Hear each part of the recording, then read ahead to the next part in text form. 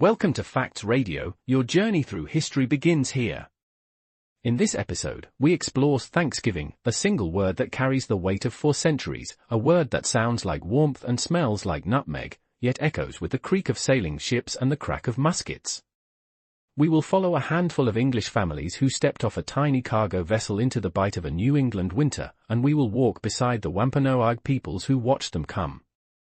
We will taste the salt of desperation, hear the hymn of survival, and stand in the hush of an autumn field where 2 wary communities tried, for a moment, to imagine peace.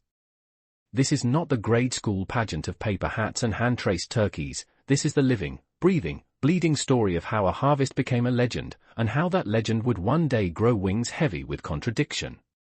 So wrap your coat tight, the wind off Cape Cod Bay still carries the voices of 1620. Chapter 1, The Crossing. Imagine the smell first: wet rope, tar, cattle breath, and the sour sweat of 102 human beings who have not changed clothes in 9 weeks.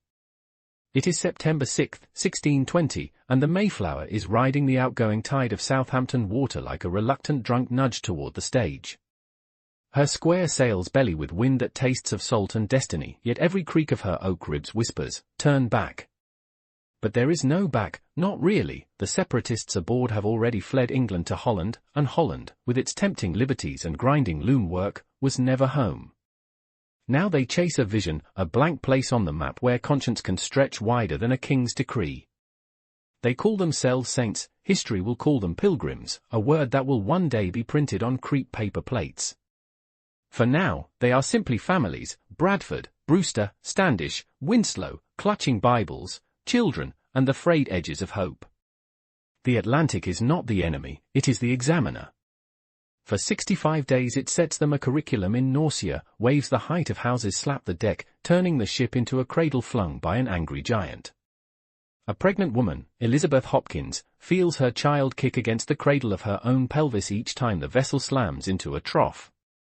Above her, the mainmast draws circles against a sky the color of pewter, as if mapping a universe that has forgotten the shape of stillness.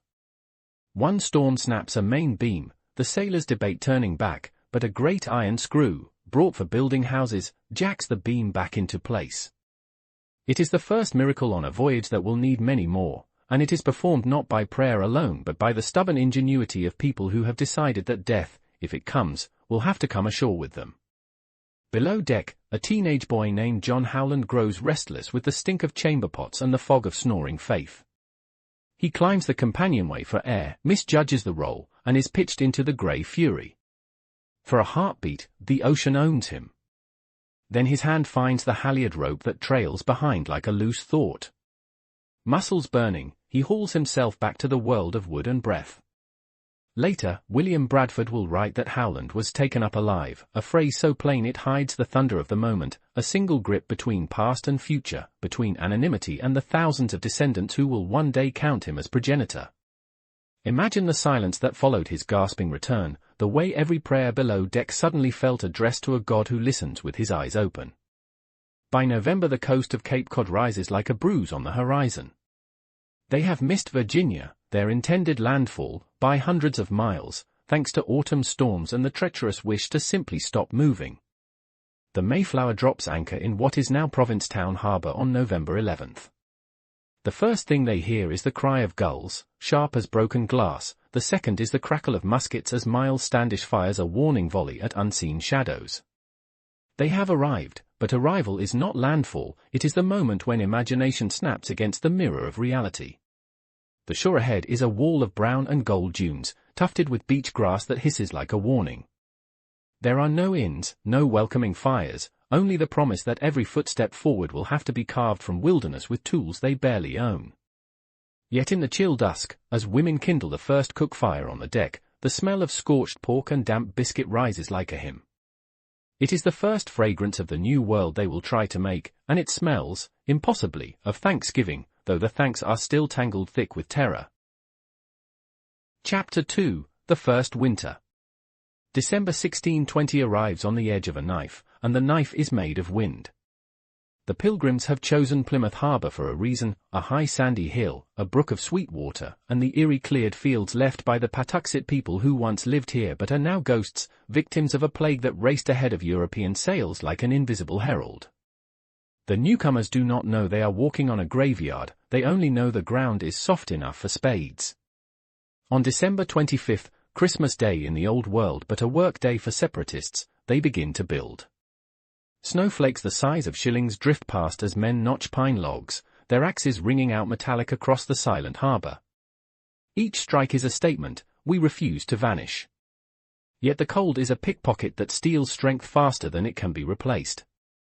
By nightfall, fingers are too numb to feel the nails they drop into the snow, and the first common house rises crooked, more shelter than home. Imagine the sound of that winter, the cough. It begins as a polite throat clear, a deferential Protestant cough, then deepens into the wet rasp of pneumonia. January 1621 is a calendar of corpses. First Dorothy Bradford, who slips through the ice along the town brook and drowns. Some say suicide, some say delirium. Either way, the water closes over her heavy wool cloak like a book slamming shut. Then Jasper White, Edward Thompson, James Chilton, names scratched into a ledger that becomes a roll call of the dead. Each burial is conducted under moonless skies so that the native peoples cannot count how few remain. They dig shallow graves, sprinkle the earth with barley to hide the disturbance, and yet wolves come, nosing the frost-crusted soil, dragging the dead into literature. William Bradford will later write, of 100-odd persons, scarce 50 remained. The word odd hangs there like a loose tooth, odd, indeed, that any remained at all. February is the month of hunger's apprenticeship. The ship's provisions, salt pork, ship's biscuit, dried peas, have dwindled to a daily ration of 5 kernels of corn per person. 5 kernels, imagine them in a child's palm, small as teeth. They are parcelled out by Governor Carver with the solemnity of communion, because that is what they have become. Each kernel is a prayer, a wager that tomorrow will offer a 6th. The cook fires burn so low that the women can stir the pot with bare fingers between embers. One night, Mary Chilton, 14 years old, dreams of England's orchards so vividly she wakes with apple-sweet saliva in her mouth, only to find she has chewed the inside of her own cheek. Hunger is a sculptor, and it carves faces into angles sharp enough to cut hope. Yet in the dark, someone begins to sing a psalm, and the tune travels from hovel to hovel like a lantern passed hand to hand. It is not happiness, it is defiance wearing music's clothes. March brings a different sound, the drip. Ice loosens its grip on the brook, water chatters over stones like gossip. The survivors step outside and blink against the glare of sun on snow, realizing they have survived the first act of a drama whose script is still being written. But survival is not triumph, it is the moment when weakness and will meet at sword point. On March 16th, an Indian walks into the town, bold as daylight, wearing only a fringed loincloth despite the cold. He raises his hand and says, in startling English, "Welcome." His name is Samoset, a Sagamore from the Abenaki people up the coast, and he has learned the language from fishermen who summer in Maine. The pilgrims stare as if a deer has spoken.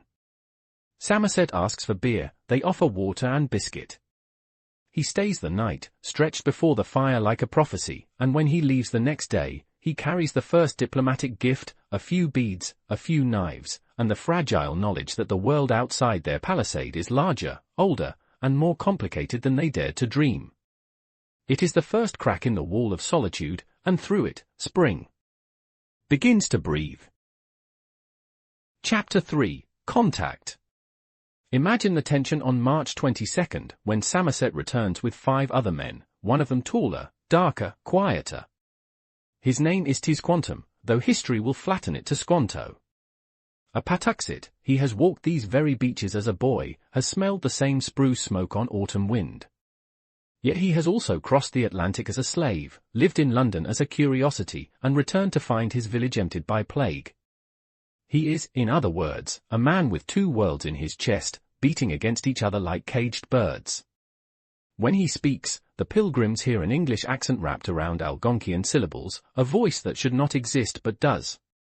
He offers to teach them how to plant corn using herring as fertilizer, how to catch eels with bare feet in the spring mud. The pilgrims listen, eyes wide, because necessity has always been a better missionary than theology. It is hard to believe, but the first diplomatic summit of Plymouth is held in a half-built house, snowmelt dripping through the rafters, while a kettle of watery porridge simmers in the background. April is the month of bargaining. Massasoit, the great sachem of the Wampanoag, arrives with 90 warriors, their faces painted red and black, copper muscles gleaming with bear grease. The pilgrims have for working muskets and a ceremonial sword. Standish forms his men into a ragged line, the barrels of their guns trembling like reeds. Both sides dance the edge of violence, yet what follows is not blood but theatre. Edward Winslow steps forward, bareheaded, offering a cup of English aqua vitae, brandy strong enough to peel paint. Massasoit drinks, eyes watering, and the treaty is born. Neither side will harm the other, they will mutual defense against enemies, they will leave their tools in the field without fear of theft. It is an impossible contract, drafted by exhausted idealists and signed with spit. Yet for 50 years, it will hold like a fraying rope that somehow bears weight. Imagine the relief in that clearing, the way laughter, awkward, experimental, breaks the seal of suspicion. A boy on each side tosses a ball back and forth, deerskin versus wool, curiosity versus fear. The game has no name, but it is diplomacy in motion. Summer teaches its own syllabus. The pilgrims plant 20 acres with the help of Tisquantum, who shows them how to tickle the soil with a herring's silver belly so the corn grows fat and proud. The shoots rise green and confident, and with them rises the confidence of people who have never felt earth answer back. Children learn to speak Wampanoag words, samp, succotash, squash. They roll the syllables like marbles in their mouths, tasting strangeness that quickly becomes familiar. Meanwhile, Wampanoag warriors watch from the tree line, not with hostility but with the curiosity of farmers inspecting a new breed of cattle. Trade begins in trinkets and grows into trust, steel knives for beaver pelts, copper pots for woven mats. It's hard to believe, but the sound of Plymouth in July is laughter, different pitches, different grammars, yet unmistakable. One evening, a thunderstorm cracks the sky open, and everyone, English and Wampanoag, crowds into the common house. By candlelight, they swap stories, Noah's flood beside Gluscabe's flood, the serpent in Eden beside the giant beaver of Wampanoag myth. The roof leaks, someone begins to drum, and for a moment the world is a single wet, laughing room. Yet autumn brings the reckoning. The corn stands tall, pumpkins swell like orange moons, and the pilgrims count, bushels enough for winter, seed enough for spring. They decide on a day of Thanksgiving, not a holiday, but a fast followed by a feast, a spiritual detox after a year of survival. Massasoit is invited, he arrives with 90 men and a contribution, 5 deer, geese, ducks, perhaps a turkey or two. The year is 1621, the date somewhere between September 29th and November 10th. No one records the exact day because no one yet believes the day is historic. For 3 days, they eat, venison roasted over fires so large their sparks rise like fledgling stars, cornmeal porridge sweetened with maple, shellfish stewed in iron kettles until the broth tastes of ocean memory. Games are played, foot races, musket drills, bow and arrow contests where Englishmen lose with good grace. A teenage Wampanoag teaches an English girl how to grind corn between stones, their fingers brush, and neither pulls away. Imagine the smell of wood smoke in their hair days later, the way it clings like nostalgia for a moment that has not yet ended. When Massasoit leaves, the settlement feels larger, as if the space he occupied continues to echo. The pilgrims do not know it, but they have just invented the memory they will bequeath to a continent. They only know they are still alive, and that, for now, is thanks enough. Chapter 4, Aftermath of the Feast. But gratitude is not governance. The winter after the first Thanksgiving is mild, almost courteous, yet it still kills. Governor William Bradford drafts a letter to investors in London, boasting of the harvest, omitting the half-buried dead. The ink is scarce, made from soot and beer, and as he writes, his hand trembles, not from cold but from the weight of narrative. How do you sell survival without sounding like a miracle? How do you confess that the prayer of thanks was whispered in a house whose rafters still smell of fresh-cut coffins? The letter will cross the Atlantic, be printed as a pamphlet, and become the seed from which all later Thanksgiving myths will sprout.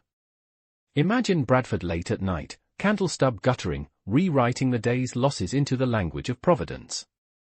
He does not lie, he curates. History, like corn, needs thinning to grow tall. Spring 1622 arrives with a shock, 'tis quantum is dead. Fever, perhaps, or poison, rumours swirl that Massasoit's men grew weary of his double-dealing. The pilgrims bury him in a cornfield, wrapped in English cloth, with a musket ball beside him for the journey west. His grave is unmarked, yet children claim that corn grows greener there, as if fed by bilingual ghosts. Without him, the fragile bridge of language frays. Trade continues, but misunderstandings sharpen, a stolen hoe becomes a diplomatic incident, a pig rooting in a Wampanoag field becomes a casus belli. Miles Standish, all 5 feet of him, strides through disputes like a bantam rooster with a cutlass. It's hard to believe, but peace now depends on the shortest man in Plymouth and his willingness to glare taller. The treaty holds, yet each year it is renegotiated with more wine, more wariness. The laughter that once crossed the palisade now stops at the gate, polite, conditional. By 1623, the colony has doubled, then tripled. New arrivals, some pious, some profit-seeking, look at the Wampanoag with the appraising eye of real estate developers. Land is now measured in miles, not acres, fences appear like scars. The second Thanksgiving is declared not after a feast but after a rain, weeks of drought have ended, and the crops are saved. The day is July 30th, not November, and it is called a day of humiliation, then of thanksgiving, the sequence revealing a theology that thanks God only after he has proved himself. Massasoit comes, but fewer warriors, they sit apart, watching the English children race in circles that never quite include their own. Imagine the awkward silence when the blessing is pronounced, how both sides mouth words that no longer fit the shape of their mouths. A Wampanoag boy fingers an English doll left in the grass, an English girl watches him, curious, until her mother pulls her away. The moment passes, but the doll is left behind, face down, its porcelain cheek cracked by the weight of something unspoken. Years roll forward like barrels off a dock. 1630, the Puritan Great Migration swamps Plymouth like a tide, bringing ships full of city folk who see wilderness as a blank page. 1637, the Pequot War erupts, Plymouth joins the slaughter. Massasoit's sons watch English muskets burn a fort of men, women, children, the smoke smells of betrayal. The treaty is renewed, but now it tastes of ash. Thanksgiving feasts continue, annual, civil, increasingly compulsory, yet each November the guest list shortens. Smallpox, land sales, rum, the holy trinity of attrition. By 1675, King Philip's War reduces Plymouth to a garrison, and the dream of shared tables is buried beneath the screams of 600 colonists and 3,000 native peoples. Imagine the last Thanksgiving before the war, table set inside a stockade, muskets stacked like cutlery, prayers spoken fast because the air outside is thick with drums. A old Wampanoag woman approaches the gate with a basket of cranberries, the sentry waves her away. She leaves the basket anyway, berries bleeding red into the snow, a gift that is also an epitaph. Still, the story refuses to die. In 1777, the Continental Congress declares a day of Thanksgiving after Saratoga, invoking the Pilgrims as patriots of antler lettre. In 1863, Lincoln, desperate to bind a fractured nation, proclaims the last Thursday of November a national holiday, stitching North and South with the thread of a 1621 feast most citizens have only read about in schoolbooks. By then, the Wampanoag are a remnant, their language sleeping in missionary notebooks, their land reduced to praying towns and whaleship docks. Yet every November, cardboard pilgrims and paper Indians dance across school windows, frozen in a handshake that never aged. Imagine the irony, a harvest festival born of mutual desperation becomes the civic glue of an empire built on forgetting. The turkey, unknown at the first feast, becomes the centerpiece, the cranberries, once a sour gift, arced into perfect cylinders of nostalgia. Families gather, argue over politics, then sigh and reach for pie, reenacting a piece that lasted shorter than the leftovers. And so we arrive at ourselves, at our own tables groaning beneath the weight of abundance and anecdote. We say grace, we carve, we watch football flicker like a hearth we no longer need for warmth.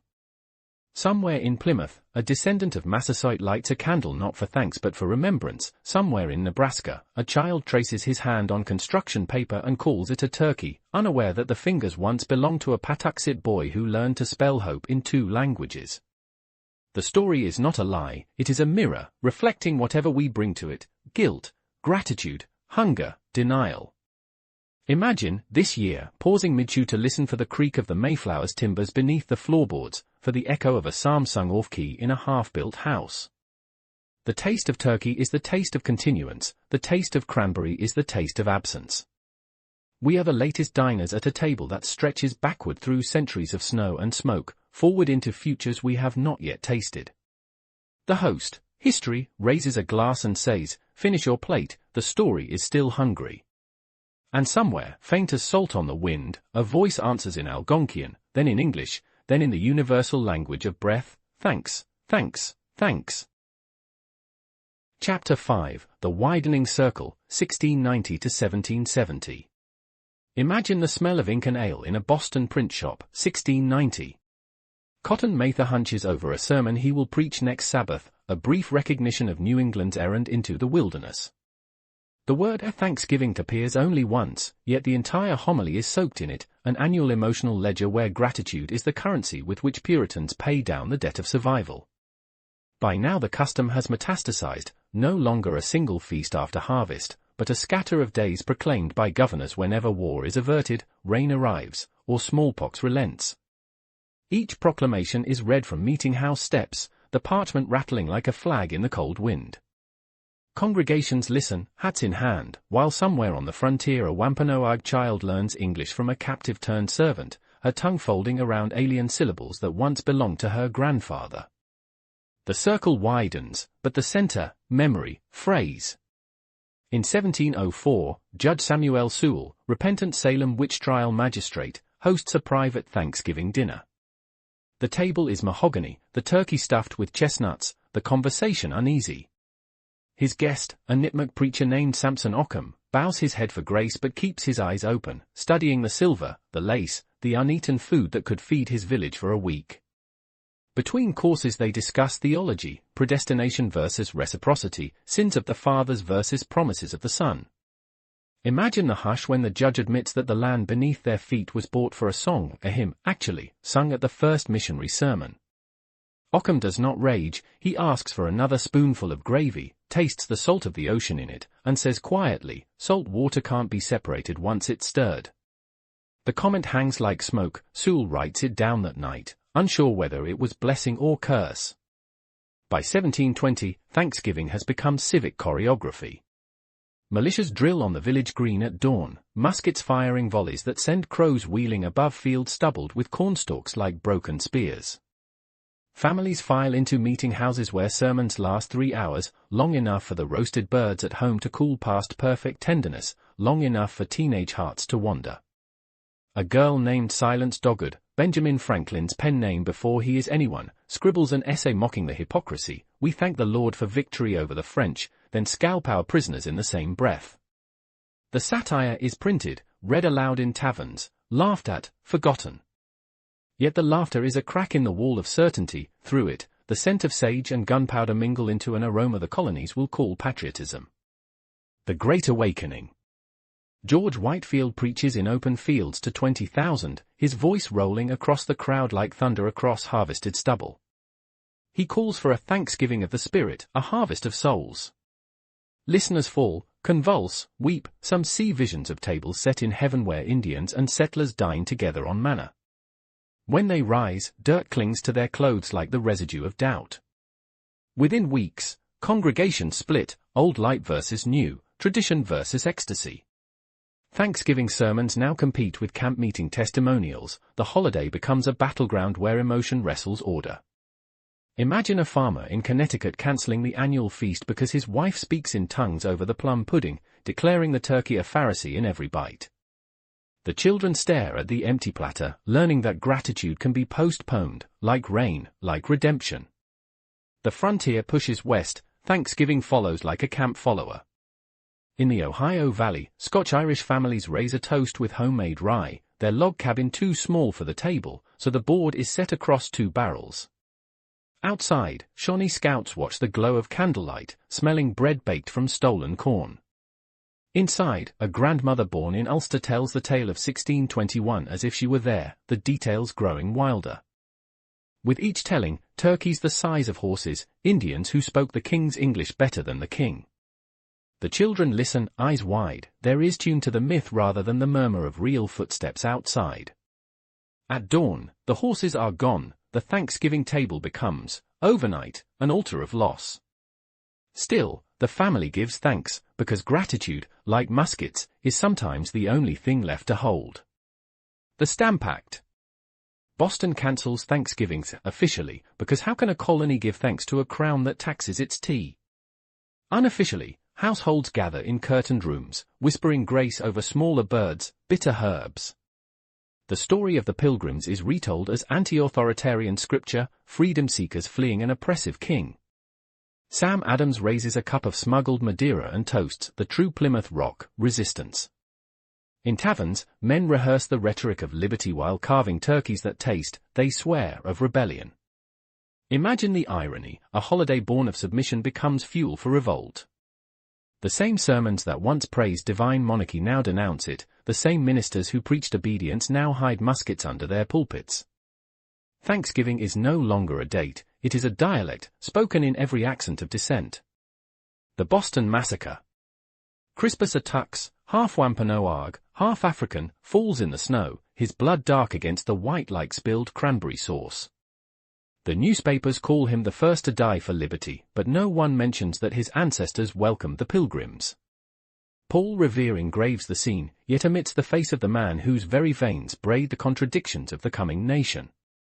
That November, families still carve turkey, still tell the old story, but the words taste different, metallic. A widow in Plymouth plants 5 kernels of corn on her husband's grave, one for each colony she prays will rise united. The kernels sprout, fed by snow and something harder, the resolve that memory, once harnessed, can march armies. Thanksgiving has become a rehearsal dinner for revolution, the menu is myth, the main course, retribution, still roasting over history's slow fire. Chapter 6, Nation on a Plate, 1777 to 1860. July 4, 1777, Philadelphia. The Continental Congress, fleeing the British, pauses in York to declare a national day of thanksgiving for the victory at Saratoga.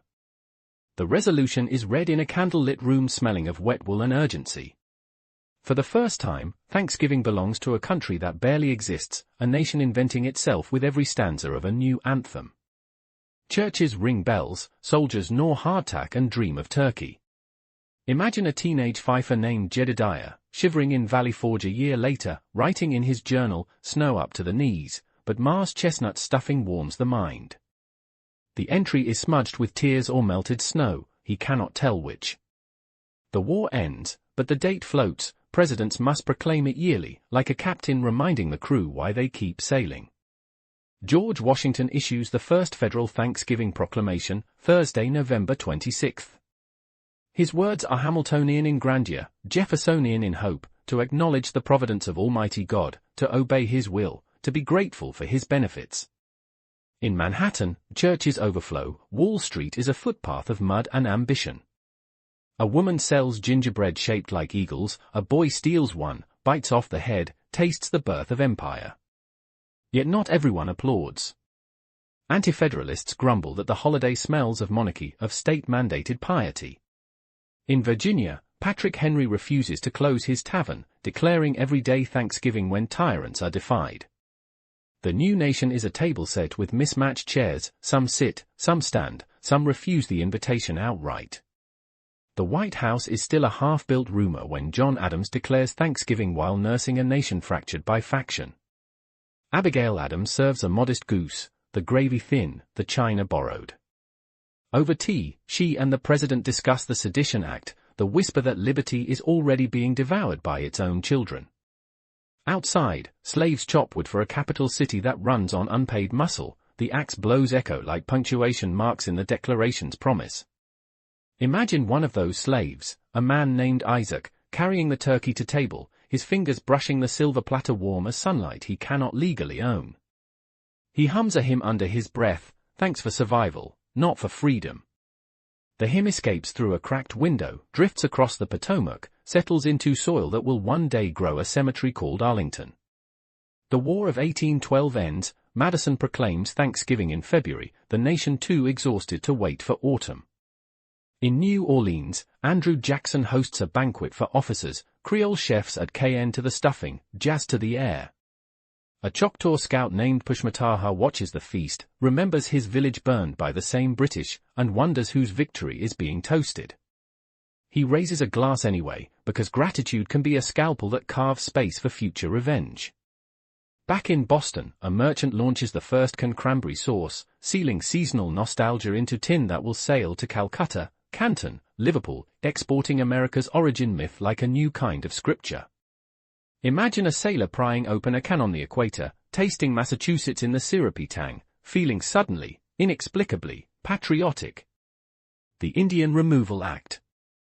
Thanksgiving sermons now praise progress, from wilderness to wheat, from savagery to salvation. In Georgia, Cherokee families are dragged from cabins while turkey dinners grow cold on tables soon to be claimed by white settlers. A missionary teacher named Sarah Worcester smuggles a hymnal into a stockade. On Thanksgiving Day, Cherokee children sing "We Gather Together" in four-part harmony, the notes trembling like birds against barbed wire. Meanwhile, in Concord, Ralph Waldo Emerson pens an essay questioning gratitude that costs another's extinction. His pen scratches like a plow through stubble. The contradiction ripens: the more the nation gives thanks, the more it takes. Sarah Joseph R. Hale, editor of Goddess Ladies' book, launches a one-woman campaign to make Thanksgiving a permanent national holiday. For 17 years she will write editorials, petition presidents, publish recipes, roast turkey with chestnut stuffing, mashed turnips, pumpkin pie, until the menu hardens into scripture. Her prose is buttersmooth, her argument strategic, a holiday to heal sectional rift, to make the North and South break bread over the same sectional platters. Imagine her at her mahogany desk, sealing letters with a wafer that tastes of cloves, dreaming of a table long enough to seat every state. She signs one letter, "Yours in the cause of national gratitude," then pauses, listening to the rumble of wagons heading west, carrying seeds and muskets and the germs of civil war. A Kansas farm family sits down to Thanksgiving in a sod house, the roof too low for hats. The turkey is a prairie chicken, the cranberries dried service berries, the prayer a whisper against the wind that smells of blood from nearby raids over slavery. The father carves, the mother weeps into her apron, the children stare at the single candle guttering like their claim to righteousness. Outside, Free Staters and border ruffians trade gunfire across a cornfield whose stalks are still standing like jury members. The pie, sweet potato, never makes it to table, the stray bullet splinters the tin plate. That night, the family sings "Now Thank We All Our God Anyway," because what else is there to do? The hymn drifts across the prairie, collides with a similar tune rising from a Missouri cabin where slaves hide in a root cellar, tasting the same wind, praying for different deliverance. Thanksgiving has become a country split down the middle, 2 tables, 1 myth, 0 consensus. Chapter 7, War and Reunion, 1861 to 1900. April 1861. Fort Sumter fires the opening shot. Thanksgiving is cancelled in Charleston, doubled in Boston.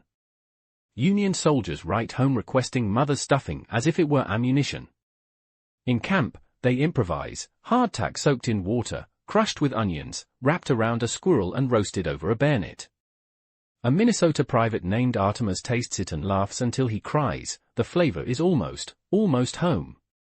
Across the lines, Confederate troops declare their own day of thanks after First Manassas. Their turkey is lean, their gratitude edged with the certainty that God favors rebellion.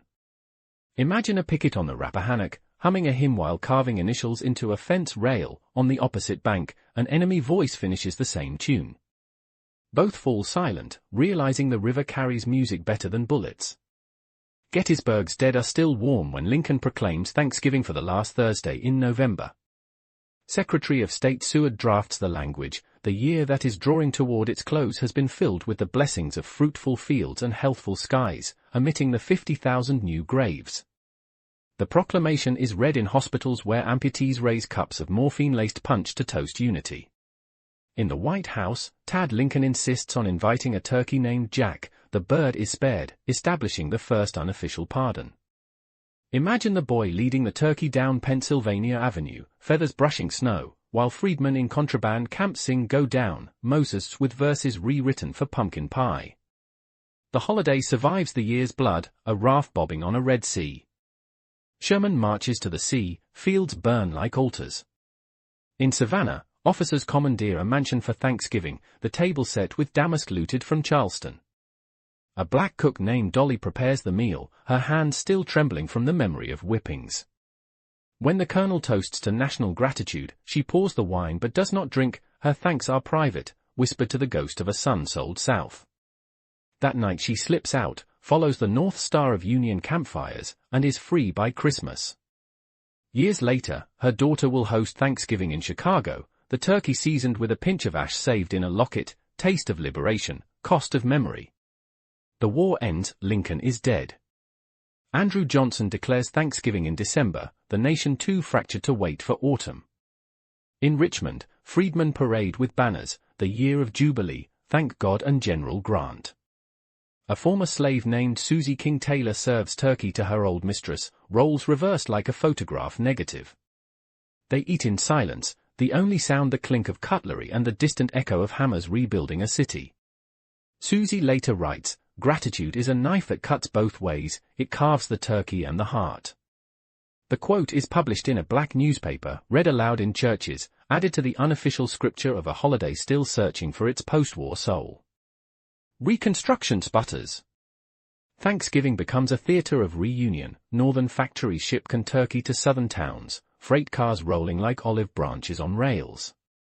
In Atlanta, a ladies' magazine proposes a sectional menu, Yankee cranberry, Southern sweet potato, Western prairie chicken.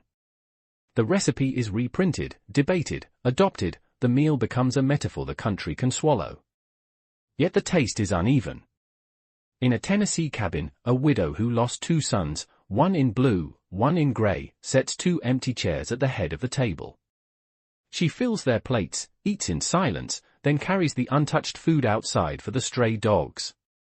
Imagine the dogs wagging tails, unaware they feast on the bitterness history could not digest. The Gilded Age gilds the myth. Harper's Weekly prints Courier and Ives lithographs, snow-covered farms, smiling Indians, plump turkeys. The images sell for a nickel, plaster walls across a nation now connected by rail and wire. In Dakota Territory, Lakota children in boarding. Schools cut paper turkeys from magazines, paste them over drawings of buffalo their teachers forbid. A girl named Zitlasa writes in her diary, "Today we gave thanks for the white man's God, but I remembered Wakantanka." The entry is erased, the diary confiscated, yet the memory persists like grease on paper. Meanwhile, in New York, the first Macy's parade is proposed, not yet balloons, but live animals borrowed from Central Park Zoo. The camels spit on bystanders, adding a taste of the exotic to a holiday already drunk on nostalgia. Wounded Knee. The last free Lakota are massacred on December 29. The nation enters the new decade shell-shocked. Newspapers call for a solemn Thanksgiving, but many cancel outright. In Plymouth, descendants of the Pilgrims gather inside the newly built Pilgrim Hall. Outside, Wampanoag protesters wear mourning feathers. A speaker intones, "We are all one family now," but the words echo like a slap. That night, a Boston poet named Catherine Lee Bates writes the first draft of America the Beautiful, her notebook still smelling of gunpowder from the headlines. The phrase, "Crown thy good with brotherhood," is crossed out, rewritten, crossed out again, history refusing to rhyme. Thanksgiving survives by admitting what it cannot fix. It becomes a national pause button, a day to pretend the past is past, the table long enough at last. Chapter 8, Mass Market Memory, 1900 to 1945. The first frozen turkey travels from Omaha to Los Angeles in a refrigerated railcar, a bird flash frozen like memory itself. Housewives read instructions in Ladies' Home Journal, thaw slowly, stuff lightly, roast at steady temper. The language is mechanical, the promise eternal summer in every slice. In San Francisco, a Japanese immigrant named Setsuko buys one, brines it with soy and ginger, serves it to boarders who speak of Meiji and manifest destiny in the same breath.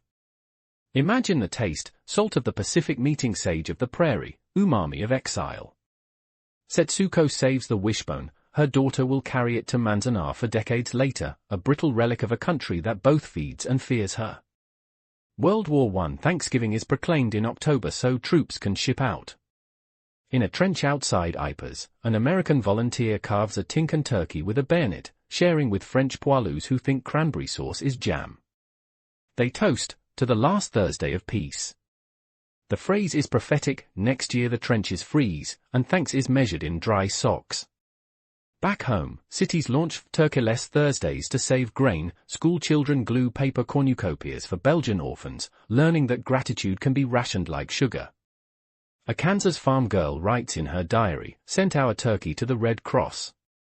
Mama says the Bible never mentions turkey anyway, only manna. The entry ends with a smudge, tears or jam, she isn't sure. The roaring decade roars. Radio is born. On Thanksgiving, WJZ New York broadcasts a live sermon, Gratitude in the Age of Static.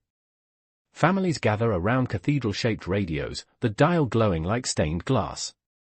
The preacher's voice crackles, fades, returns, miraculous as loaves and fishes.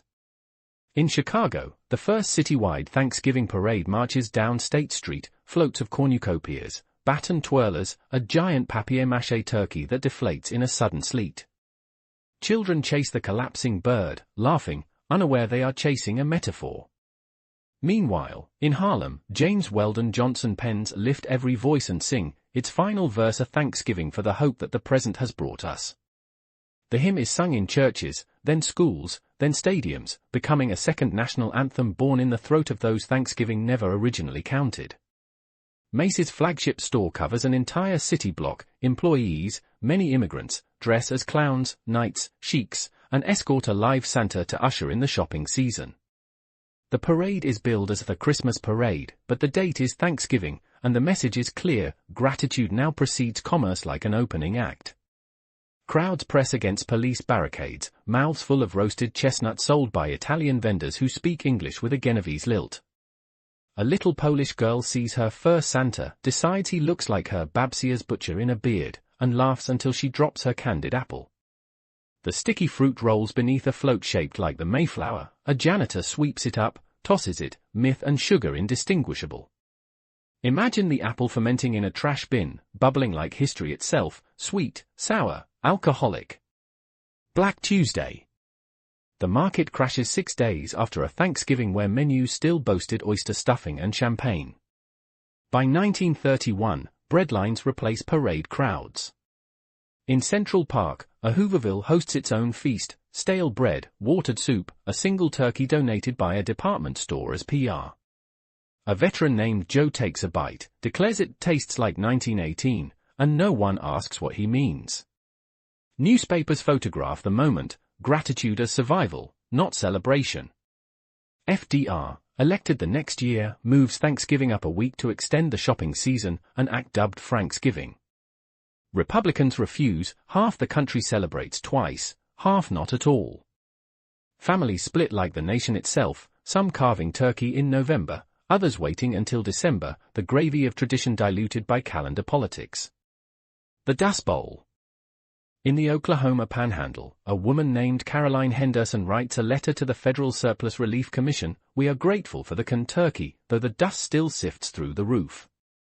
The letter is published, becomes a minor classic of Depression literature. She describes setting the table with plates upside down until the moment of eating, to keep the dust out. The gesture is both practicality and ritual, a domestic inversion of the plagues of Egypt. Her husband carves the bird wearing a handkerchief over his mouth, the children laugh at the ghost at the head of the table, then cough. Outside, the sky is the color of old blood, inside, the turkey smells like the last promise on earth. They save the carcass for soup that will stretch into January, bones boiled until they resemble the stripped white hopes of a decade. Congress finally fixes Thanksgiving as the fourth Thursday in November, ending Roosevelt's experiment. The vote is bipartisan, almost an afterthought, yet it cements the holiday as infrastructure, like highways or time zones. 2 weeks later, Pearl Harbor.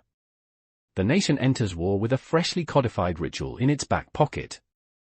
By 1942, rationing limits turkey to 2 pounds per household. Magazines publish recipes for victory stuffing are made with cracker crumbs and grated carrot. In London, GIs host Thanksgiving for British children who have never seen sweet potato. They spread the orange mash on bread like jam, declare it smashing. A photo shows a little girl kissing a soldier's cheek, her lipstick, borrowed from mum, leaving a crimson print like a tiny flag. Imagine the moment printed in 10 million copies, flown to factories, pinned above lathes, gratitude as propaganda, soft as butter, tough as leather. A submarine in the Pacific. The cook defrosts a turkey using engine steam, the aroma drifts through steel corridors like a hallucination. Sailors line up, plates in hand, reciting what they're thankful for, my girl's photo, that I'm still breathing, the right to vote when I get home. One machinist, a Navajo code talker, gives thanks for words no enemy can read. The turkey is stringy, the gravy powdered, yet the meal is sacrament. Above deck, stars burn with the cold indifference of eternity. Below, men chew slowly, tasting home in every fiber. They save the wishbone, dry it near the engines, plan to send it to the president with a note, from the bottom of the ocean to the top of hope. The bone never reaches Roosevelt, it breaks in a storm, is tossed overboard, sinks like a tiny white mast. Somewhere, a whale swallows it, carrying Thanksgiving into the belly of the deep. Chapter 9, Television and Tribulation, 1945 to 1980. The war ends, Thanksgiving explodes like a cornucopia uncorked. Butter is back, sugar flows, turkeys grow plump on new antibiotics. In Levittown, a veteran grills his bird in the backyard, wearing suspenders and a grin wide as the GI Bill. Inside, the TV flickers, a Dumont set the size of a Bic, broadcasting the first televised parade. The balloon Snoopy is still years away, instead, a giant Eddie Cantor grin floats above Herald Square, tethered by men in fedoras. A child watching from Queens asks if the balloon will sail to heaven. Her father, who saw Buchenwald, says nothing, only lifts her onto his shoulders so she can taste the sky. Imagine the rubbery smell of the balloon, the way it strains against ropes like memory against forgetting. Korea. Thanksgiving is served on the front lines at 20 below zero. The Pentagon ships 30,000 frozen turkeys, but most arrive thawed and refrozen, tasting of despair. Marines in the Chosin Reservoir open sea ration cans labeled turkey loaf, laugh until someone cries frozen tears. A corporal from Detroit carves a snow sculpture of a bird, seasons it with ketchup, takes a bite, declares it a little dry. The photo wins the Pulitzer, becomes the decade's iconic image of stoic humor. Back home, families observe a moment of silence before eating, unsure whether the pause is prayer or rehearsal. Television anchors wear samba ties, advertisers wait a respectful 24 hours before unveiling Christmas commercials. The cycle is set: feast, fight, forget, shop. The McCarthy era. A schoolteacher in Wisconsin is fired for suggesting Thanksgiving should honor Native contributions. The school board calls it communist relativism. Her students, confused, go home to ask why the paper Indians on the wall look happy if they lost everything. Parents deflect, pass the gravy. Meanwhile, in suburban kitchens, Swanson introduces the TV dinner: turkey, peas, sweet potato, segmented like the geopolitical map.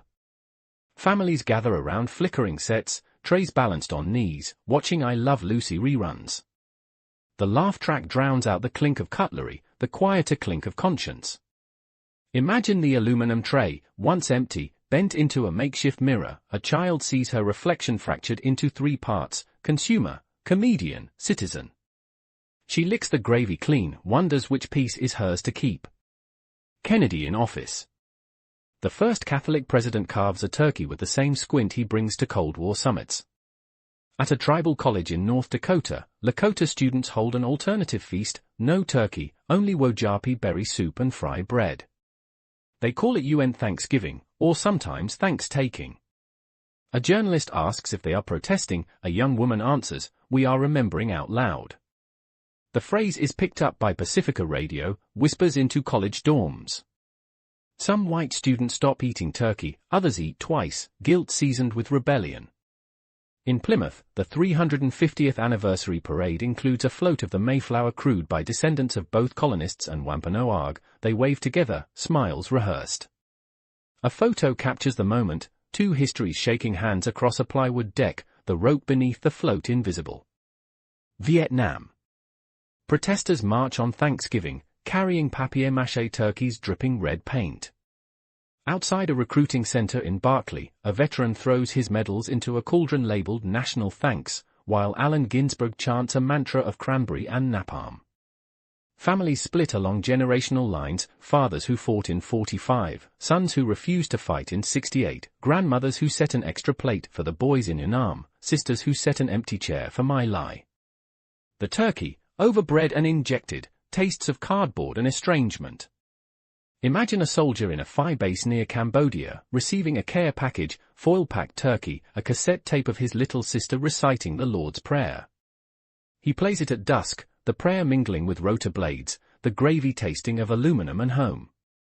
He saves the foil, folds it into a tiny bird, mails it back, it arrives after his death, is buried with the sister in a grave that holds both the prayed for and the unreturned. Wounded Knee again. Native activists occupy the massacre site for 71 days, declaring a Thanksgiving fast. Mainstream networks cut from the standoff to the NFL game, Detroit versus Washington, the latter's racist name shouted across living rooms like an accidental confession. In Minneapolis, a church serves turkey to the homeless. One man, Ojibwe veteran, refuses, "My hunger is older than your holiday." The priest, shaken, carries the plate outside, sets it on the snow-covered steps. By morning, deer have nosed the meat away, hoofprints circling the church like a ghost dance. The image is snapped by a local reporter, wins a regional award, is forgotten by Easter. Yet somewhere, a child sees the photo, asks why the snow looks like lace around the missing meat. No answer satisfies, the question grows with the child, becomes a quiet adult ache. The nation's bicentennial. Thanksgiving is a theme park, reenactments at Plymouth Rock, sales on red, white, blue bunting, a TV special starring the cast of Happy Days. Fonzie carves a turkey with a comb, ratings soar. Meanwhile, in a federal boarding school, a Navajo boy is punished for speaking his language during the holiday meal. He mouths a silent thanks to his grandmother's gods, swallows stuffing like a secret. That night he dreams of a table stretching from Plymouth to the Navajo Nation, every empty chair filled with ancestors who never asked to be invited.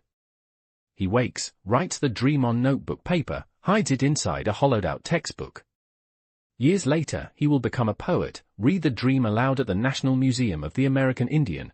The audience will taste turkey and ashes in the same breath. Iran hostage crisis. 52 Americans mark Thanksgiving in captivity. Their meal is chicken, not turkey, rice-shaped like a bird for cameras. In living rooms across the U.S., families leave chairs empty, candles lit. Walter Cronkite signs off, and that's the way it is, November 22, 1979, his mustache trembling. A school in Des Moines invites a recently resettled Vietnamese refugee family to share the feast. The grandmother brings a dish of pho spiced with star anise, the broth ladled over dressing, East meeting West in a bowl. A child asks if the pilgrims had noodles. The grandmother smiles, says, "Every journey needs broth." Imagine the steam rising, fogging the window where paper turkeys hang, the room suddenly borderless. For a moment, no one is hostage, no one refugee, there is only the warm, wet grammar of sharing. Chapter 10, Fractured Tables, Forged Futures, 1980 to 2023. Reaganomics. The turkey grows larger, the middle class thinner. Soup kitchens report record demand, television preachers promise that gratitude will trickle down like gravy. In Silicon Valley, a startup markets a video game called Pilgrim Quest. Players gather virtual corn while dodging arrows marketed as for challenges. A Cherokee teenager hacks the code, inserts a worm that replaces every turkey with a smallpox blanket. The game crashes, becomes a cult artifact. Meanwhile, in a Maine fishing town, lobstermen gather for community supper, no turkey, only chowder, shared regardless of dock. They toast to the sea that still feeds us, unaware that within a decade, warming waters will push lobsters north toward Canada. the steam from their bowls rises like a question mark against the November stars. The first formal National Day of Mourning is held in Plymouth, organized by the United American Indians of New England. Hundreds gather at Coles Hill overlooking Plymouth Rock. They beat drums, speak names of the dead, refuse the feast. Tourists below wait for the parade, confused by the sound of lament above. A Wampanoag elder named Slow Turtle tells reporters, "We are not protesting Thanksgiving, we are grieving it." The quote is buried on page 8, but photocopies circulate on college bulletin boards, sprout like seeds in soil tilled by multicultural curricula. In Berkeley, the city council renames the holiday Day of Indigenous Resistance. Supermarkets still sell turkey, but labels now Red Harvest Bird. A child asks if the bird is guilty, the parent hesitates, hands over coupon, says, "Everything's complicated, honey." Columbine. The nation recoils, schools cancel parties, then reinstate them as healing gatherings. A Denver high school serves Thanksgiving lunch early, students sit alphabetically, forcing jocks beside goths, loners beside prom queens. The silence is awkward until a sophomore stands, proposes a round of gratitude confessions. One by one, voices crack, thanks for a mother sober 1 year, for a brother not yet deployed, for lungs still clear after chemo. The turkey grows cold, untouched, no one notices. Imagine the janitor listening from the hallway, mop handle trembling like a tuning fork. Later, he writes a poem, hides it in the custodial closet. It will be found after his death, published online, forwarded with subject lines like "Restore your faith." The table, briefly, stretched wider than fear. September 11th. Thanksgiving arrives 8 weeks later under guard, fighter jets patrol New York skies, the Macy's parade deemed a high-value target. Families stock up on duct tape, canned goods, yet still gather. A widow in Staten Island sets a plate for her firefighter husband, places his helmet upside down where the stuffing should be. Across the river, a Pakistani bodega owner stays open, gives free coffee to strangers, says we all bleed the same color as cranberry. The phrase is captured by a local news camera, goes viral before viral is a word. That year, turkey sales drop, pumpkin pie spikes, comfort in cinnamon, not flesh. Imagine the nation holding its breath over pie, exhaling gratitude that smells of clove and cordite. The Great Recession. Foreclosure signs sprout like weeds in subdivisions, food bank lines wrap around shuttered malls. A Florida family serves rice and beans shaped like a turkey, the tail feathers made of carrot strips. Their daughter, 8, asks if God still likes us. The father, newly jobless, answers, "We're still here, aren't we?"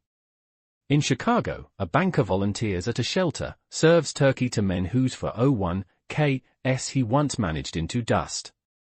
One recognizes him, says thanks anyway. The banker cries into his plastic apron, taste of salt indistinguishable from gravy.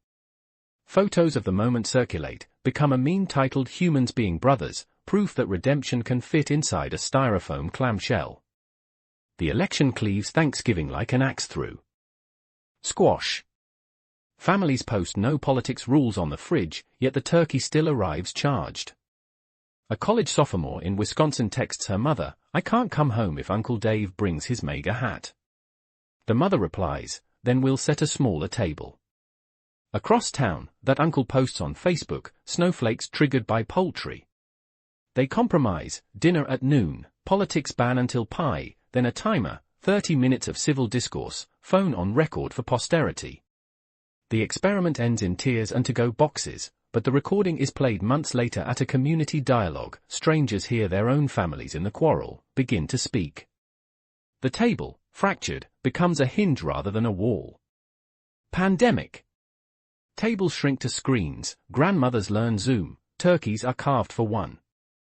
A nurse in ICU Fresno eats cafeteria stuffing between ventilator checks, her mask bears a hand-drawn turkey, marker ink bleeding with condensation.